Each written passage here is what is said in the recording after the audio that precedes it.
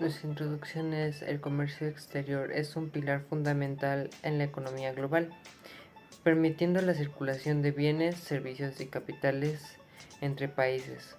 A través de este intercambio, las naciones aprovechan sus ventajas comparativas e impulsan su desarrollo económico y fortalecen sus relaciones internacionales. Sin embargo, esta dinámica requiere un marco normativo y regulatorio sólido para garantizar un flujo comercial justo y equilibrado. ¿Qué es el comercio exterior? El comercio exterior es una actividad en la cual se intercambian un bien por un precio. En este caso puede ser el dólar, el euro, el peso, incluso el quetzal. ¿Y qué elementos componen este tipo de comercio? Bueno, lo componen la importación, la exportación y las divisas. Son los elementos más importantes que podemos encontrar en este tipo de comercios. ¿Y cuál es su significado? Bueno, la importación es la compra de un bien o servicio a un país extranjero, como son los vehículos, como son también el gas petróleo, el gas natural, el maíz amarillo en el cual se ocupa para este, ciertas actividades que tenemos día con día. Y también está la exportación, el cual es un proceso en el que se envía bien o servicio de un país a otro. ¿Esto qué quiere decir? Que es la inversa de la importación. Y unos ejemplos de la exportación podrían ser la exportación de cerveza, la cual en México es uno de los productos más consumidos a nivel mundial, al igual aquí en México, por ejemplo, de la cervecería Corona, de tequila, que es una bebida muy cotizada, muy pedida para todo el mundo. Las moras en todas sus presentaciones, como son la más destacada, que es la mora azul, y también el aguacate, dado que el aguacate es un elemento el cual es más consumido, por ejemplo, en Estados Unidos que incluso aquí en México. Y también en el comercio entra también las divisas. ¿Esto qué quiere decir? Que en el proceso de nuestro intercambio de bienes, ya sea de que yo de un bien hacia otro país o hacia otro lado, tanto bien como ese lado me esté vendiendo un producto a mí, esto va a tener que involucrar un cambio de divisas. Esto quiere decir que si yo compro un producto en el cual se maneje otra moneda que no sea la mía, que es el peso, la moneda que es del que me va a comprar, tiene que intercambiarla a una moneda universal. ¿Y cuáles son las monedas universales? Bueno, en ellas se encuentra el dólar, que es la más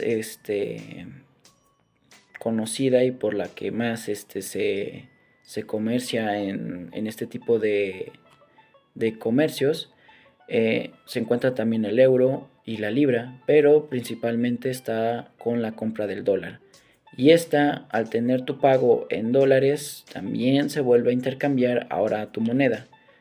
Es así tanto como tú la compres, tanto como tú la vendas. En este caso, nos podemos dar cuenta que este tipo de actividades nos genera un ciclo en el cual siempre va a haber trabajo y venta. Hola, buenas tardes.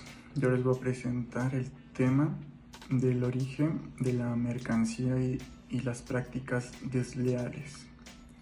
Del origen de la mercancía es importante para determinar los derechos de la importación, ya que puede ser que se apliquen tarifas preferenciales, también como las prácticas desleales. Comercio internacional son productos que buscan obtener ventajas comerciales artificiales de los mercados externos. Uno de los mercados externos una práctica más común es el llamado dumping, que consiste en exportar bienes a precios por debajo del costo de la producción o de los valores del mercado interno. El objetivo es obtener una ventaja competitiva pero puede perjudicar a los productos locales del país importador. Las leyes, las leyes del comercio internacional previenen el dumping, ya que puede distorsionar las negociaciones que, que el dumping provoque. ¿Cuál es el origen del producto? El término origen hace referencia al país donde la mercancía ha sido producida o superficialmente transformada por otro lado. El procedimiento de la mercancía se refiere al país de donde se realiza la importación. ¿Cuáles son las prácticas desleales? Las prácticas desleales son conductas mercantiles que afectan a la competencia leal entre mercados y territorios de la aduana, por medio de las cuales se buscan apoderamiento de mercados, desplazamiento y cierre de plantas en los países huéspedes como los productos y servicios. Dan precios artificiales de competitividad. ¿Cuándo se creó el dumping? La primera ley de antidoping fue promulgada en Canadá en 1904, criticada como un intento del gobierno canadiense por aumentar los aranceles de los resultados de la presión de la ejercida de los productos agrícolas y de la industria del acero. ¿Cuál es el origen de la mercancía? El origen de la mercancía es un vínculo geográfico que realiza una mercancía con un país determinado en cuyo territorio la mercancía ha sido producida o también ha sufrido un proceso de transformación. Hola, buenas noches. Yo soy Nicolás y voy a hablar sobre clasificación arancelaria. Un arancel es un tributo que se aplica al transporte de mercancía, es decir, a todos los bienes que son objeto de exportación e importación. Por extensión, se refiere a toda clase de tributos. El más frecuente es el impuesto que se cobra sobre las importaciones, mientras los aranceles sobre exportaciones son menos corrientes. También pueden existir los aranceles de tránsito, que gravan productos que entran a un país con destino a otro. Existen varios factores de clasificación, siendo estos los comerciales, la facilitación del comercio, menor tiempo de operación e incluso productos nuevos. También está el control, que son los datos estadísticos, facilitación de la fiscalización y programas de fomento al comercio. Está la seguridad, que son mecanismos de protección a la población, a la flora y fauna, identificación de mercancías sensibles, peligrosas, controladas, etc. Existen 4 tipos de arancel, los cuales son el ad valorem, el cual representa un porcentaje fijo sobre el valor de un producto, de acuerdo con el valor de la aduana, que puede ser importación o exportación. Es similar a un impuesto proporcional, puesto que su valor no se modifica conforme a base fiscal. Por ejemplo, 5% de arancel significa que el arancel de importación es de 5% del valor de la mercancía en cuestión.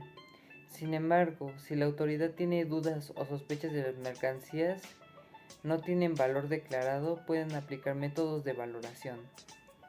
El siguiente tipo es específico. Se imponen términos de cargas o cobros monetarios específicos cuantitativa y regularmente a la importación.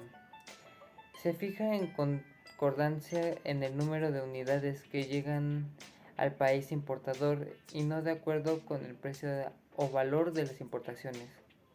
Un ejemplo sería teniendo 100 pesos de tonelada métrica de la mercancía. Luego sigue el mixto, que son ambos aranceles ad valorem y específicos. Se aplican, es decir, se cobrará cierta cantidad de unidad por unidad, además de un porcentaje fijo, por el valor de cada producto.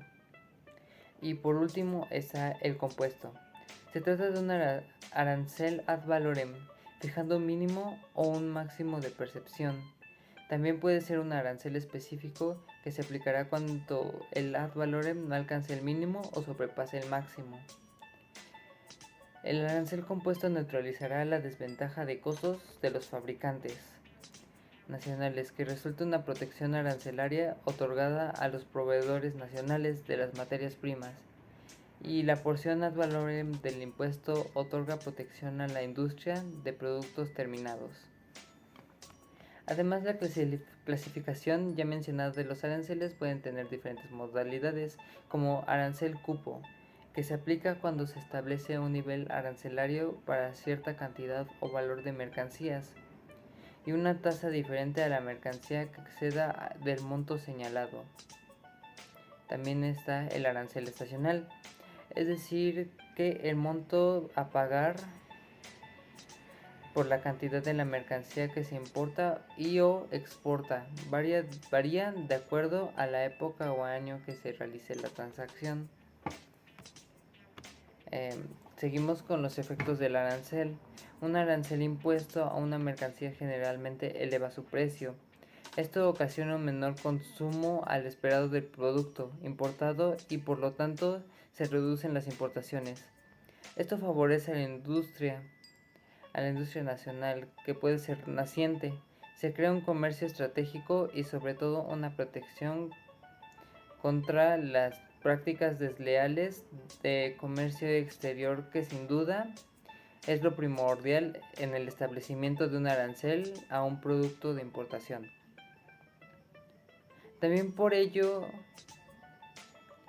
que la exportación, la mayoría de las cuotas son exentas, puesto lo que se busca es fomentar la exportación de productos nacionales y abarcar un mayor mercado internacional.